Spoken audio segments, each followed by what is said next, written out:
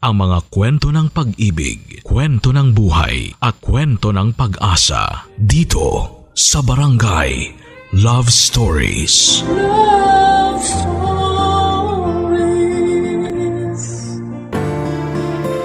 Ang pagiging magulang ay isang seryosong trabaho. Pero kahit ganon, sa pagiging ama o ina ay hindi mo kailangang maging perpekto. Sa halip, ang kailangan mo lamang ay maging klase ng magulang na totoo. Ikaw kabarangay, anong klase kang magulang sa anak mo? Dear Papa Dudut, inggit ang isa sa mga pangunahing rason kung bakit nagiging judgmental tayo sa mga tao. Dito nagsisimula ang pagkakaroon natin ng insecurity, takot at pangamba sa mga bagay-bagay. Ganito ako noon, pero sa tulong ng mga salita ng Diyos ay nalinawagan ako sa pag-iisip ko at unti-unti ko ring natanggap ang pagkakaiba ng mga tao sa paligid ko. Ako nga pala si Sandro, 33 years old at isang ama. Lumaki ako sa isang Christian family kaya maagang naituro sa amin ang mga salita ng Diyos. Ito ngayon ang dahilan kung bakit tuwing naghahanap ako noon ng karelasyon ay isa sa mga standard ko ay dapat kilala ng isang babae ang Diyos. Dapat ay marunong siyang magdasal, nagbabasa ng Biblia at nagpupunta ng simbahan. Sa panahon kasi ngayon ay mahirap nang makahanap ng ganong klase ng tao. Halos karamihan ay liberated na ang buhay at minsan ay nakakalimot na sa Panginoon. Ang iba nga ay hindi man lang magawang maglaan ng oras para makabisita sa church at magpasalamat para sa kanilang buhay. Mas importante sa kanila mga lakad nila sa labas kasama ang mga kaibigan o kung ano paman. Hindi ko naman po kinokondina ang ganong klase ng pamumuhay, Papa Dudut. Kung ano man ang gusto nilang gawin sa buhay nila ay wala na akong karapatan para manghimasok. Ang sa akin lang ay hindi silang nararapat para sa akin. Akala ko noon ay may hirapan ako sa paghahanap ng babaeng para sa akin. Hanggang 8 years ago ay isang babae ang nakilala ko na pasok sa ugaling hinahanap ko, Papa Dudut.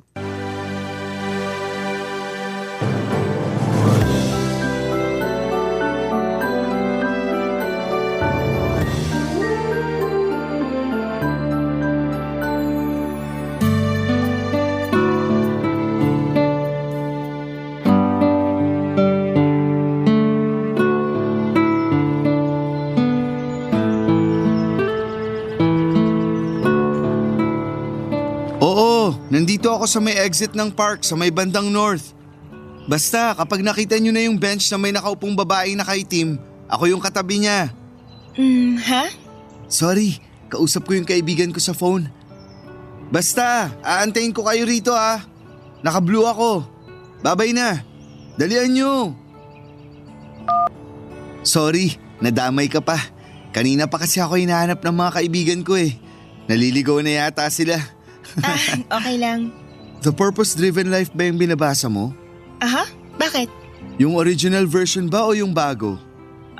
Hindi ko sure. Meron bang bagong version nito? Oo, meron. Kapag yung original, may 5 purpose lang yon. Pero yung latest version, may dinagdag pa silang 2 purpose. Yung original siguro to kasi 40 chapters lang to eh. Okay. Pagkatapos mo niyan, magandang basahin mo rin yung bago. 42 chapters yun. Sige, try ko maghanap yun sa bookstore kung meron. Maganda ring basahin mo yung The Purpose-Driven Church. Para sa mga pastor talaga yun, pero pwede rin naman para sa mga normal na tao. Marami kang matututunan dun. Niragaluhan ako nun ng pastor namin dati. Ang sequel nun ay ang binabasa mo ngayon. Bakit? Wala. Ngayon lang ako nakakita ng lalaking obsessed sa self-help books. Ha? Bakit? Wala na bang lalaking ganun ngayon? Marami pa kami, hindi lang halata. Mukhang sa maling lugar pala ako naghahanap eh. Dito lang pala ako sa park makakakita ng lalaking mahilig din magbasa ng libro. Marami kasing libro sa bahay nung bata ako kaya lumaki rin akong mahilig magbasa. Pero hindi self-help book ang The Purpose-Driven Life. Yung writer niyan mismo ang nagsabi, kasi hindi tungkol sa iyo yung libro, kundi tungkol kay God. Kaya self-help book man tong binabasa ko o hindi. Nice to meet you. I'm Eliana. Sorry, ako si Sandro. Sorry, hindi na tuloy ako nakapagpakilala. Okay lang. Mas interesting talaga ang mga libro kaysa sa akin. Interesting ka rin naman. Ngayon lang ako nakakita ng taong nagbabasa in public. Karaniwan kasi, sa TV ko lang napapanood yung mga ganyang klaseng tao. Meron din palang ganon in real life. Feeling main character ako eh. Pero buti naman nakakaya mong mag-focus sa binabasa mo. Ang ingay dito sa park. Maraming distractions. Sanay na ako. Mas tahimik nga dito kaysa sa bahay. Doon kasi maraming bata. I see. So, lagi ka rito? Minsan, kapag gusto kong magpahangin, kung gusto kong mapag-isa at magkaroon ng peace of mind, dito ako nagpupunta. Ganun ba? Mukhang ang tahimik pala ng buhay mo. Akala mo lang yon. Sobrang gulo ng buhay ko ngayon. Sa mga libro na nga lang talaga ako sumasaya. Pero, nakakatuwang makakita ng tulad mo na nagsisik ng guidance kay God ha. Sa panahon kasi ngayon, marami nang nakakalimot sa Panginoon eh. Isang bagay yan na tinuro sa akin ng mga magulang ko. Dapat never akong makalimot sa Diyos. Tama naman. Taga rito ka lang din ba? Hindi, galing akong Paranaque. Anong ginagawa mo rito? May lakad kami ng mga kaibigan ko. Dito raw yung meeting place. Kaso kanina pa ako paikot-ikot. Di na kami nagkita-kita. Kaya pala nabanggit mo ako sa kausap mo sa phone kasi ako yung landmark mo. Naka-all black ka kasi kaya mabilis ka lang makita. Yan na yata sila? Sila na ba yan? Saan? Ayan yung tatlong lalaki na palapit na sa atin. Kanina pa tayo tinuturo eh. Sila na nga yan. Sige, may iwan na kita. Pasensya ka na kung naistorbo kita. Walang problema. Nice meeting you, Eliana. Nice meeting you too. Papadudod si Eliana yung tipo na sa unang tingin ay hindi mo akalaing relihiyosa. Sa pananamit pa lamang kasi niya ay malayo ito sa pagiging konserbatibo. May highlight na asul ang abot hanggang balikat na buhok nito. Nakashave din ang magkabilang gilid ng kanyang buhok katulad ng mga kalalakihan kapag nagpapa-undercut sila. May nakakabit na hikaw sa ilong nito at may tattoo siya sa taas ng kanyang dibdib. Kakaiba man ang itsura niya ay agad nitong nakuha ang atensyon ko dahil sa unique nitong kagandahan. Sa park kung saan kami unang nagkita ay sa kanya agad napunta ang atensyon ko. Nakaupo lamang siya noon sa isang bench na parang walang pakialam sa mundo habang nagbabasa ng libro. Unique si Eliana, papadudot. Pero ang mas nagpa-unique pa sa kanya sa kabila ng self-expression na ipinapakita niya sa publiko ay malakas ang pananampalataya niya sa Panginoon. Agad akong naakit sa kakaiba niyang ugali sa puntong hinanap ko pa siya sa Facebook at doon ay nagpatuloy ang pag-uusap namin. Naging chatmates kami ng ilang buwan hanggang sa sinubukan ko siyang ligawan. Sinagot naman niya ako at matapos ang 2 taong relasyon namin ay nakatanggap kami ng isang blessing. Isang baby na bunga ng pagmamahalan naming dalawa. Nagdesisyon kami ni Eliana na magpakasal bago pa man niya ipanganak ang bata. Pero dahil pareho pa kaming walang ipon noon ay sa civil wedding ang napag-usapan naming pag-iisang dibdib. Saka na lamang kami magkakaroon ng church wedding kapag nakaipon na kami ng pera.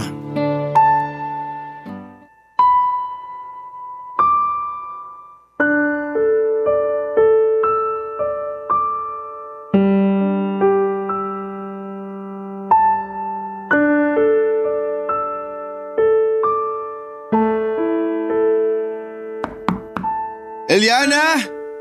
Eliana, buksan mo naman tong pinto! Ano tong sinasabi ng magulang mo na ayaw mo na? Kausapin mo ako!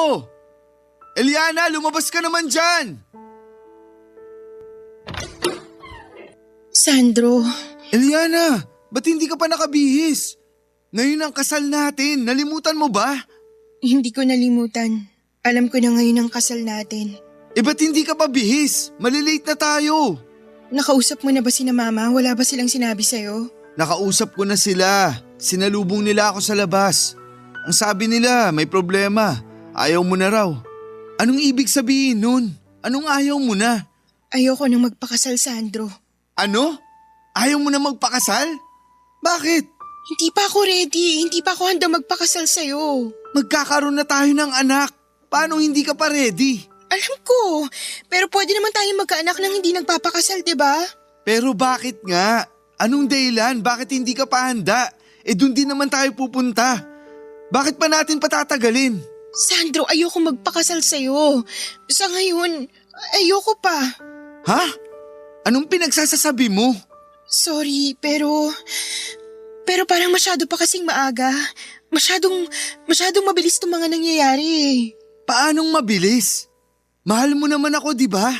Oo, mahal kita, pero wala pa ako sa puntong gusto na kitang pakasalan. Paano ang bata? Hindi naman natin kailangan ng kasal para magpakamagulang sa anak natin eh. Pwede natin gawin yon kahit hindi tayo kasal. Pero importante ang kasal para sa isang pamilya. Sagrado ang pagpapakasal. At yun ang kailangan natin para mas mapagtibay pa ang pamilya natin. Alam ko naman yun, pero bigyan mo pa ako ng oras. Kailangan ko muna pag-isipan ng mabuti itong gagawin natin. Yun lang ang hiling ko sa'yo. Sana maintindihan mo. Para mo namang sinabi na ayaw mong makasal sa akin. Ang sakit nun, Eliana. Hindi naman sa ganun. Gusto ko lang naman masiguro tong nararamdaman ko sa'yo eh. Saan ka ba hindi sigurado? Bakit parang takot kang magpakasal sa akin? Hindi ko pa alam. Yun ang problema eh. Wala akong maisip na rason kung bakit. Basta ayoko pa. Gusto ko na kapag kinasal na ako, willing ako emotionally and mentally. Pero yung nangyayari ngayon parang magpapakasal lang tayo dahil buntis ako eh.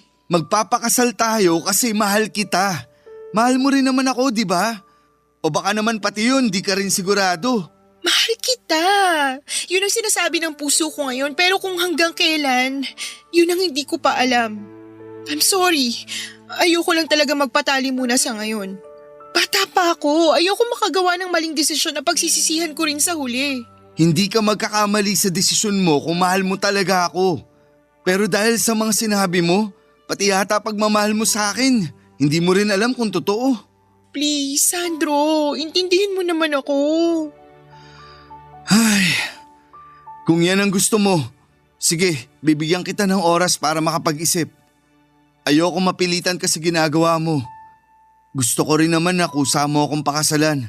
Kaya kung hindi ka pa handa ngayon, hindi kita pipilitin. Maraming salamat at naintindihan mo ko. Aalis na ako. Kailangan ko na magbihis ng damit. Kailangan ko pang sabihan yung iba na hindi natuloy ang kasal natin. Sandro, sorry talaga. Maiwan na kita.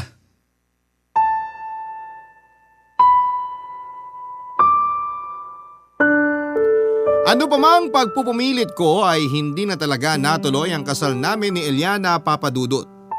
Hindi naman pwedeng pilitin ko ang isang tao na pakasalan ako lalo na kung hindi pa siya handa kaya tinanggap ko na lamang ang mga kagustuhan ni Eliana.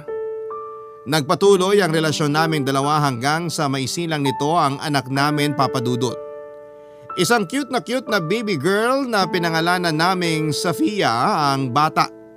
Matapos mga anak ay sa amin tumira si Eliana pero hindi rin po ito nagtagal. Matapos ang 5 buwan ay bumalik sa kanila si Eliana matapos siyang makipaghiwalay sa akin. Inamin niya, pati na rin sa pamilya ko na nawala na raw yung pagmamahal niya sa akin. Hindi na raw niya nakikita ang future niya na kasama ako. Yun din ang isa sa mga rason kung bakit ayaw niyang magpakasal sa akin noon, Papadudut. Ang sabi pa niya ay blessing daw ang pagkakaroon namin ng anak na hindi namin inaasahan kaya thankful siya doon. Pero ang pagbuo namin ng isang pamilya na hindi raw niya nakikitang magiging masaya, yon ay pwede pa raw maiwasan. Papadudot, masakit po para sa akin ang ginawang yon ni Eliana. Sa puso't isipan ko, ay siya na talaga noon ang inaasahan kong mapapangasawa at makakasama ko sa panghabang buhay. Mahal ko siya ng sobra-sobra pero nakakalungkot na hindi pala ganon kalalim ang pagmamahal niya sa akin. Sa huli ay pinakawalan ko rin siya. Hindi naman niya ipinagkait sa akin ang anak namin, Papa Dudut. Nagdesisyon kaming dalawa na maging co-parent ni Sofia. Na kahit hiwalay man kaming magulang niya ay sabay naming siyang pinalaki at inalagaan. Barangay Love Stories. Barangay Love Stories. Papa Dudut, dahil bata pa si Sofia ay automatic na napunta siya sa kanyang nanay. Kahit na ganoon ay naging maayos naman ang co-parenting setup namin ni Eliana. Tuwing weekdays ay nakay Eliana si Sofia at kapag weekends naman ay nasa bahay namin siya. Kapag birthday naman ng bata ay salitan kaming dalawa. Noong first birthday at binyag nito ay naganap ang selebrasyon sa isang malaking venue. Noong second birthday ng bata ay sa bahay ni Eliana ito nangyari at sa amin naman nag-celebrate si Sofia ng third birthday niya. Pagsapit ng Pasko ay kasama namin ang anak ko samantalang sa New Year naman sila magkasama ng kanyang ina. Masasabi kong healthy ang naging relasyon namin ni Eliana kahit na hiwalay na kami, Papa Dudut. Kahit papaano hindi naman namin ipinaparamdam sa bata na wala siyang magulang. Hindi namin siya pinabayaan at nilunod namin siya sa pagmamahal at pag-aalaga. Dumaan ang mga taon na gano'n ang setup ng pamilya namin. Nang mga panahong yun ay wala na talaga kaming nararamdaman ni Eliana para sa isa't isa. Naging matalik na magkaibigan na lamang kaming dalawa at sa katunayan ay sa akin pa nga humihingi ng love advice noon si Eliana noong nagkaroon siya ng bagong lalaki sa buhay niya.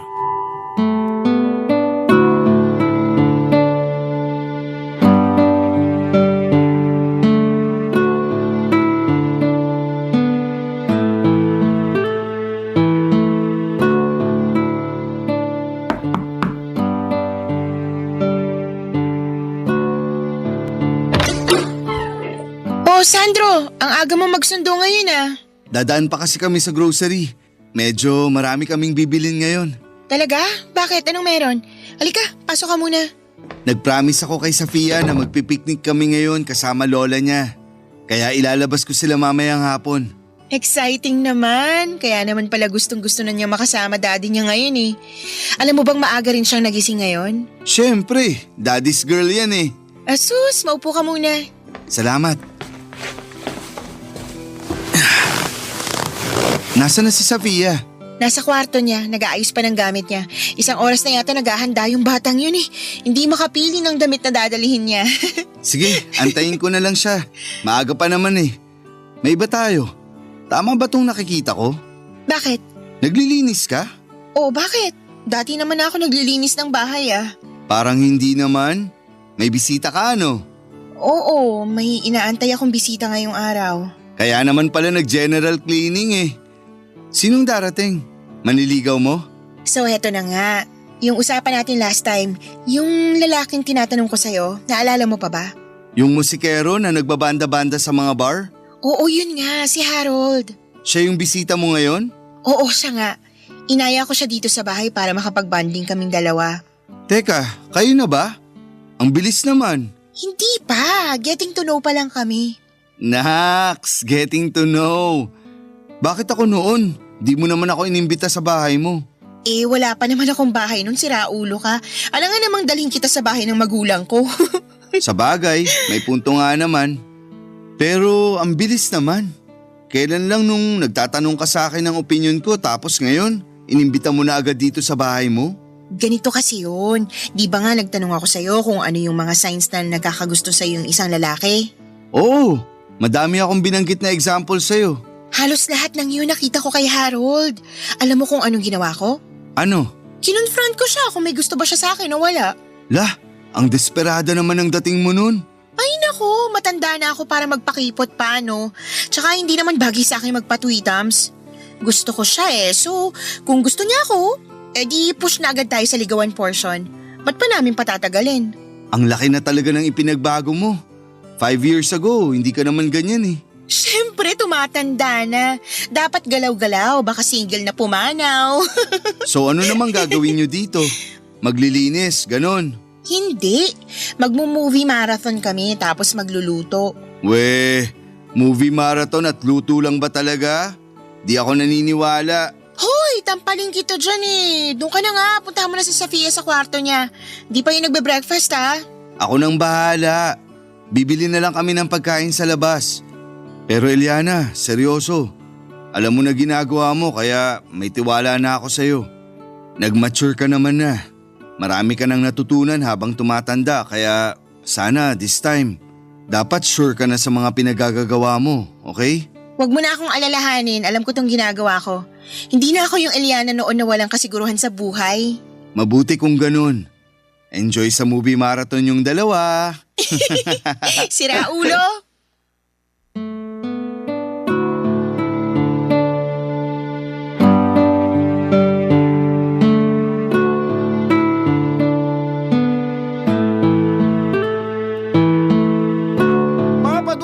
Nagsimulang mag-aral si Sofia, ay ipinasok namin siya sa isang private preschool na pinamamahalaan ng church namin.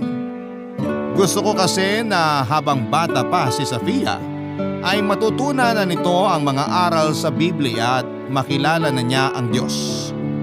Pumayag naman si Eliana sa gusto ko, Papa Dudut. Maganda ang paaralan na yon dahil doon din ako nagtapos ng nursery at kindergarten. Noong mga panahon na yon ay nakahanap na rin si Eliana ng panibagong pag-ibig.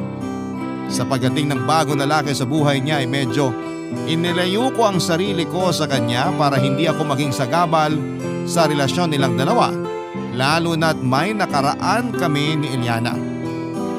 Ayoko na makaramdam sa akin ng threat ang boyfriend niya kaya nag-set kami ng boundary bilang mga magulang ni Sofia. Matapos ang 2 taong relasyon nila ay pinakasalan ni Eliana ang boyfriend niya na si Harold. Sa pagkakataong yon ay biglang nagkaroon ng 2 ama si Sofia. Isang bagay yon na hindi ko napaghandaan, Papa Dudut. Aaminin ko na ako yung na-threaten dahil sa pagdating ni Harold sa buhay ng anak ko. Ako ang biological dad ni Sofia pero si Harold naman ang stepfather niya na lagi niyang nakakasama. Doon ako naiinggit dahil simula nung dumating si Harold ay naging magulo na ang setup namin. May pagkakataon noon na hindi na nasusunod ang schedule namin ni Eliana dahil tuwing weekends na dapat ay nasa akin si Sofia ay lagi silang nasa labas para daw magkaroon sila ng family bonding. Biglang feeling ko ay na-left out ako, Papa Dudut, at pakiramdam ko ay naitsapwera na lamang ako sa buhay ng anak ko. Kaya naman bago pa lumala ang lahat ay kinausap ko si Eliana tungkol sa problema ko, Papa Dudut.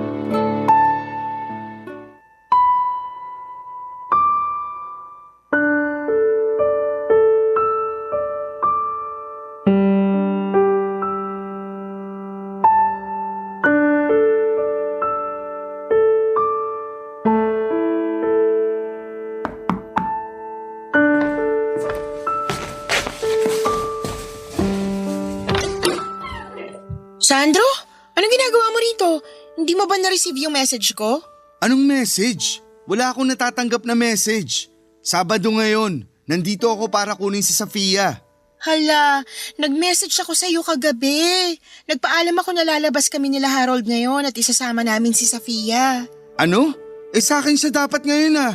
Nag-promise kasi kami na dadalhin namin siya sa theme park kasi maganda yung grades niya. Eliana naman, 2 araw na nga lang ang meron ako sa anak ko, babawasan niyo pa?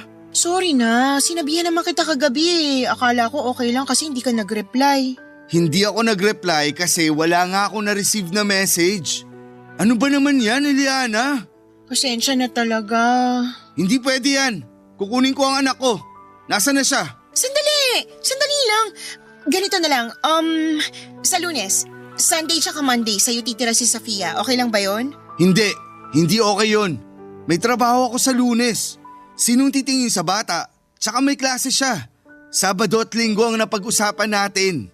Kaya yun ang dapat na masunod. Ilabas mo na si Sofia. Huwag ka namang selfish, Sandro. Inaabangan ni Sofia tong araw na to eh. Excited na nga siyang umalis. Huwag ka namang killjoy. Ako pa ngayon yung killjoy? Ikaw tong hindi sumusunod sa usapan natin? Ibibigay ko na nga siya sa'yo sa Lunes eh. Ayaw mo ba yun? Pati Martes na rin kung gusto mo. So ganito na ngayon ang sistema natin. Wala nang schedule. Kung kailan mo gustong kunin yung bata, kukunin mo na lang basta. Okay, sige. Oo, mali ko na hindi ko sinabi sa'yo to ng mas maaga. Sorry. Pero pagbigyan mo na yung bata kahit ngayon lang. Sige na, kunin niyo na si Safia. Pero hindi ako aalis dito hanggat hindi natin to naaayos. Naaayos ang alin? Ito, kada may ganap kayo, ako na lang lagi yung mag-a-adjust. Hindi pwede yun. Ako na nga yung limitado ang oras dito kasama yung anak ko. Ako pagugulangan nyo? O sige, ganito na lang. MWF sa akin si Safia tapos TTHS sa'yo naman siya. Paano yung linggo? Siyempre sa akin siya, ako yung nanay eh. At bakit naman sa'yo? Aangal ka pa ba? Mas dumami na nga yung araw mo kasama si Safia. Dati Sabado, Linggo lang. Ngayon Martes, Huwebes at Sabado ka na. Choosy ka pa? Hati tayo sa linggo. La, seryoso? Ayaw mo pa ipabigay? Tumatanda na si Safia. Gusto kong makasama ang anak ko bago siya maging cold na teenager. O sige, total manggagaling siya sa'yo ng Sabado, sa'yo na rin yung Linggo ng umaga. Akin yung Linggo ng gabi hanggang Lunes. Ayos na ba yon? Yan, dapat ganyan, para fair. Ang dami mong alam. Ano, okay na? Pwede na namin kunin si Safia ngayon. Oo, okay na. Mag-ingat kayo sa pupuntahan nyo. Ingat ka rin pa uwi. Teka, sandali lang. Ano? Kailan magsisimula yung bagong schedule natin? Ano? Pati ba naman yan? Next week. Okay? Goods na ba? Mabuti na yung sigurado. Okay na ako sa next week. Sige na, paliliguan ko pa si Safia. Sandali! Ano na naman, Sandro? Sinasayang mo oras ko eh. Magpapakita lang ako saglit sa anak ko. Galit agad? Nandito na ako. Alangan namang di ko siya kumustahin. Halika na, pumasok ka na. Kumain ka na ba? Hindi pa nga eh. Sumabay ka na rin sa amin.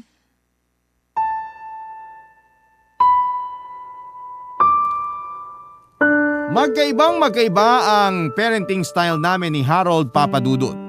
Kung ako ay masyadong protective sa anak ko, si Harold naman ay ibang estilo nito pagdating sa pag-aalaga kay Safia. Hinahayaan lang niya ang bata na maging curious sa mga bagay-bagay kahit na minsan ay napapahamak niya ito. Minsan ay ipinipilit din niyang matuto ang bata sa mga bagay na hindi naman interesado ang anak ko. Katulad na lamang noong binilhan niya ito ng bike para daw matutunan nitong magbisikleta. Okay lang naman sana yon para sa akin, Papadudot, pero ang ginawa ni Harold ay tinanggal nito kaagad ang training wheels ng bike para daw mas mabilis matuto si Safia. Ang ending ay nabunggu siya ng isa sa mga batang kalaro niya na nagbabike din. Natumba ang bata at na-dislocate ang braso nito. Agad naman siyang naitakbo sa ospital at mabilis na naayos ang problema, pero bilang isang ama ay hindi ko nagustuhan ang mga nangyari. Ang nakakainis pa, Papadudot, ay tuwing ino-open ko kay Eliana ang mga bagay na napapansin ko ay nagagalit siya sa akin. Mas kinakampihan niya ang asawa niya na naiintindihan ko naman, kaso nga lang ay hindi man lang niya buksan ang isipan niya para maintindihan din ito kung ano ang pinupunto ko. Hanggat maaari ay ayoko sanang mag-away kami ni Eliana dahil hindi na nga maganda para kay Safia na hiwalay ang magulang niya. Mas lalong hindi maganda na magkaaway pa kami. Kaya mas nilawakan ko na lamang ang pag-iisip ko, Papadudot, para mas maayos ang maging pag-uusap namin ni na Eliana at Harold. Barangay Love Stories. Barangay Love Stories. Papadudot, as expected ay mas pinaboran pa rin ni Eliana ang asawa niya kahit na may point naman ako sa pinaglalaban ko. Ayon sa kanya ay mas maganda raw na habang bata pa ay matuto na sa maraming bagay si Safia para sa paglaki nito ay hindi siya mabigla. Hindi raw dapat siya bine-baby. Kailangan niyang madapa para matutong bumangon na mag-isa. Pero para sa akin naman, Papadudot, ay hindi magandang estilo yon ng pagpapalaki sa bata. Dapat ay hayaan natin silang kusang matuto sa mga bagay kung saan sila interesado. Mas maganda na panahon mismo ang magbigay aral sa bata kesa ipinagpipilitan natin sa kanila ang bagay na hindi naman nila gusto. Katulad na lamang sa pagbabike. Hindi mahilig sa labas si Sofia. Mas gusto niyang manatili sa loob ng bahay para maglaro, magbasa o magdrawing. Ang naging rason ni Eliana kung bakit pinipilit niyang lumabas si Sofia ay para lumakas daw ang resistensya nito. Kailangan niyang madungisan at masugatan para mas lumakas ang pangangatawan nito. Mas maganda rin daw yon para magkaroon siya ng kaibigan. Isa pa ay mahaba-haba ang bakasyon nila. Kaya sa halip na nasa loob ng bahay at babad sa cellphone ay ginagawa nila ito ng paraan para makapaglaro siya sa labas. Doon ako nagkaroon ng isang magandang ideya. Total ay bakasyon naman ay naisip kong i-enroll si Sofia sa Vacation Church School or VCS ng aming church, Papa Dudut. Kahit papaano ay pinagbigyan naman nila ako sa hiling kong ipasok si Sofia sa VCS.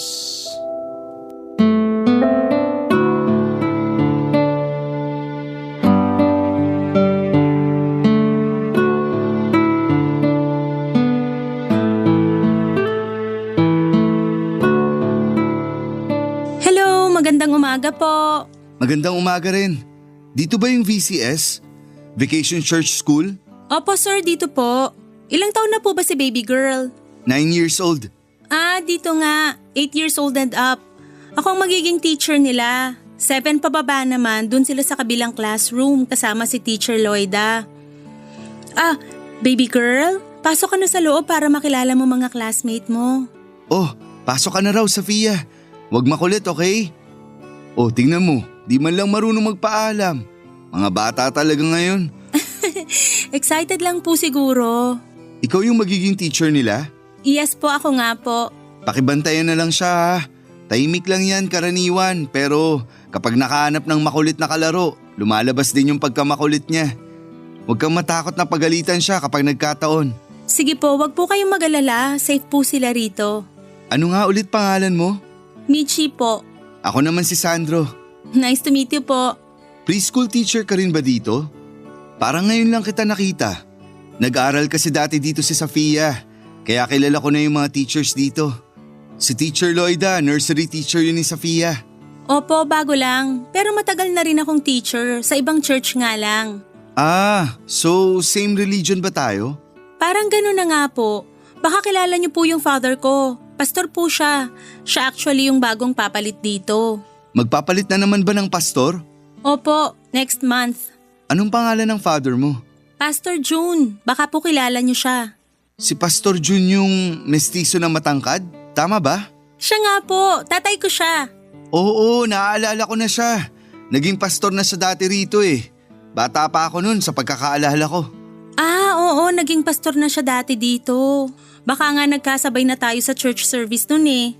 Pero nadestino din agad si Papa sa ibang church kaya parang 2 taon lang yata siya rito dati. Oh, I see. Tapos ngayon, babalik na ulit siya rito. Oo, by next month. Tapos ako naman, lilipat na rin dito. Dito na rin ako magtuturo ng preschool. Mabuti naman, para may bagong mukha dito sa church natin. Pero napaaga yata yung paglipat mo. Nag-volunteer talaga ako rito kasi naka-maternity leave pala yung kasama ni Teacher Loida. Wala siyang kasama kaya hinugot ako mula sa amin para samahan siya rito. Oo, malapit na kasi yata ang mga anak si Teacher Alice. Dadalawa lang kasi silang teacher dito eh. Compared sa ibang lugar, maliit lang kasi yung school dito. Kaya konti lang din ang nag-e-enroll. Kaya nga po, pero parang next year plano nilang palawakin pa tong school para mas maraming ma-accommodate na bata. Talaga ba? Mabuti naman kung ganun. Plano pa lang naman yata pero hindi ko sure, narinig ko lang sa papa ko. Sana matuloy kung sakali. Sana nga po. O paano po yan? Mauna na po ako sa loob ha. Inaantay na ako ng mga bata. O sige. Babalik na lang ako kapag uwian na. Ano ulit oras matatapos? Mga 11:30 pwede nyo nang sunduin yung mga bata. Okay, got it. Sige, nice meeting you ulit. Ingat po kayo.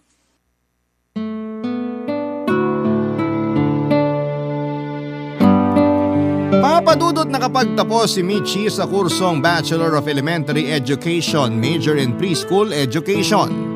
Simula noon ay isa na siya sa mga naging teacher ng preschool na ipinatayo ng church namin. Maraming branch ang church namin, Papa Dudut, at sa bawat church ay may sarili silang preschool. Galing pa sa ibang lugar si Michi pero magkapareho kami ng religion.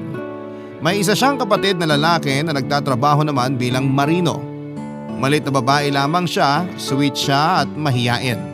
May pagkakahawig siya kay Shaira Diaz na laging mapungay ang mga mata. Siyang naging teacher ni Safia sa isang linggong VCS nila. Sobrang saya ng anak ko noon dahil muli niyang nakita ang mga dati niyang kaklase at nagkaroon pa siya ng mga bagong kaibigan. Pero ang pinakamahalaga sa lahat ay nagkaroon siya ng pagkakataong aralin ang mga istorya sa Biblia. Yun ang goal ng Vacation Church School, Papa Dudut. Ginagawa ito taon-taon para mapagpatibay ang pananampalataya ng mga bata sa Panginoon. Maliban doon ay naghihinang din ito ng creativity nila dahil binibigyan sila ng sapat na panahon para sa creative skills nila. Half day lang ang VCS mula sa bahay nila Eliana ay sinusundo ko si Safia ng alas 7 ng umaga para dalhin sa church namin at saka ko siya binabalikan kapag lunch break ko na sa trabaho. Kasabay ng isang linggong pag-aaral ni Safia sa mga salita ng Diyos ay nagkaroon naman ako ng pagkakataong makilala ang teacher niyang si Michi, Papa Dudut.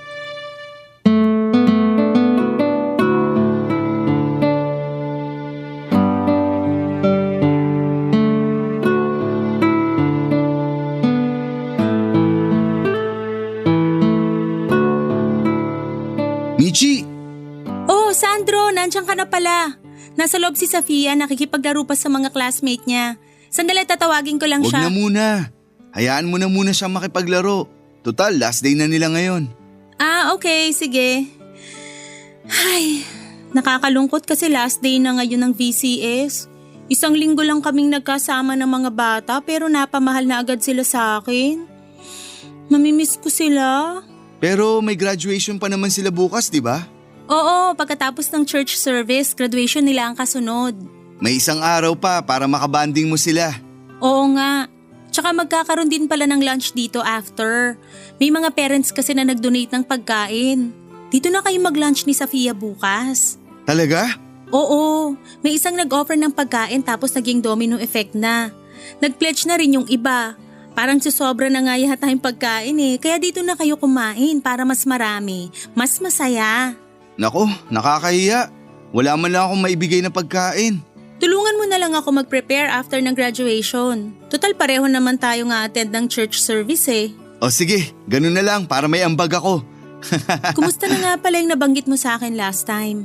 Last time? Ano yun? Yung sinasabi mo na problema mo sa asawa ng mama ni Safia?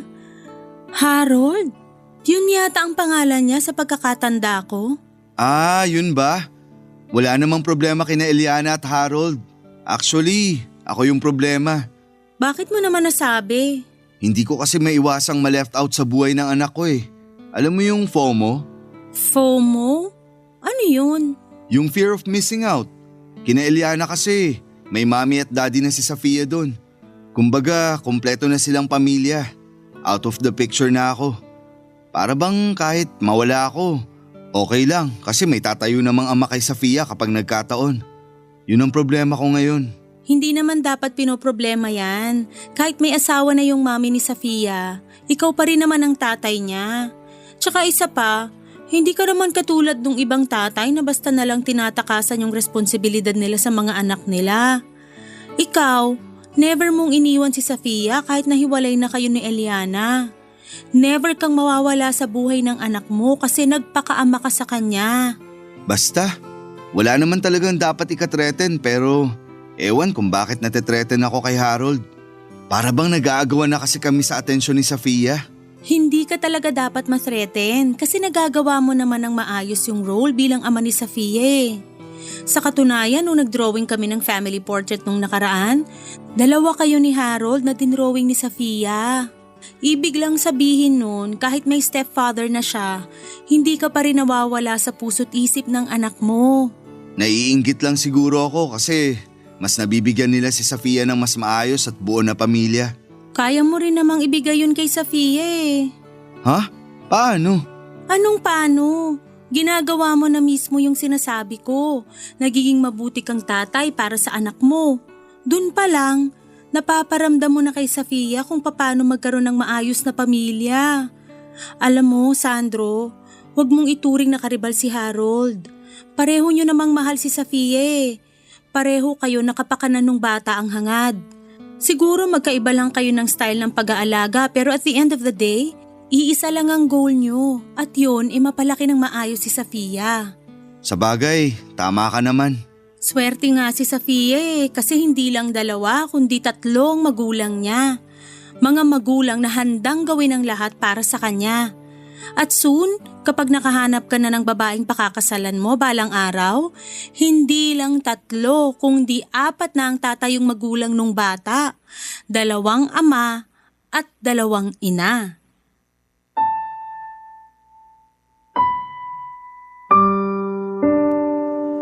Papa Dudut, hindi nagtagal ay nagkatotoo nga ang mga sinabi sa akin ni Michi at naging 4 ang mga magulang ni Safia. Maliban sa amin ni Eliana na biological parents nito ay nagkaroon din siya ng mga step-parents, si Harold at saka walang iba kundi si Michi. Kung paano kami nagkatuluyan ni Michi ay nagsimula ang lahat nung natapos ang VCS nila ni Safia. Nagkaroon na kami noon ng bagong pastor sa church namin at eto nga ang tatay ni Michi. Dahil doon ay mas naging close pa kaming 2 ni Michi at mas tumibay ang pagsasama namin dahil sabay kaming nagsisilbi sa church namin. Sa mga sumunod na buwan ay unti-unti na akong na-develop ang feelings ko para sa kanya hanggang sa sinubukan ko siyang ligawan. Nagkaroon kami ng 3 taong relasyon bago namin naisipang magpakasal na.